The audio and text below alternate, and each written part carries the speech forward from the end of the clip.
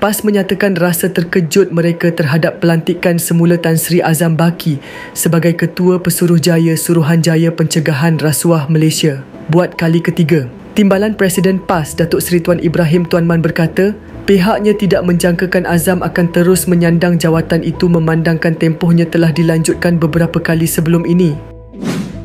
Saya jangka perkhidmatan beliau tidak disambung sebab dah beberapa kali disambung dan ini kali ketiganya. Sudah tentu apabila kita lihat perkhidmatan seseorang disambung sampai kali ketiga, ada rasa pelik dan inilah yang ramai orang komen, katanya ketika sidang media hari ini.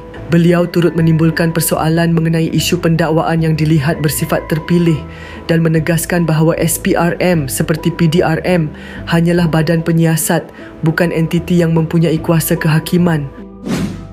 Banyak pihak yang mempersoalkan bagaimana pendakwaan dibuat secara selektif, sama seperti PDRM yang merupakan badan penyiasat, SPRM juga sama. Mereka bukan badan kehakiman dan tidak boleh buat keputusan, jelasnya. Tuan Ibrahim turut mengkritik tindakan mempamerkan maklumat siasatan kepada umum yang boleh menjejaskan reputasi individu yang masih belum dibuktikan bersalah.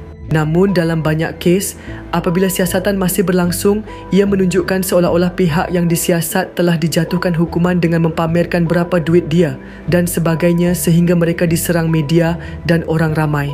Sedangkan individu berkenaan masih belum didakwa, katanya lagi. Justeru beliau menyeru agar badan penyiasat seperti SPRM dan PDRM tidak bertindak melangkaui peranan mereka dengan menjatuhkan hukuman secara tidak langsung terhadap individu yang sedang disiasat. Sebegini akan memberi kesan teruk kepada individu tersebut, padahal dia belum dihadap ke mahkamah, belum ada pertuduhan pun.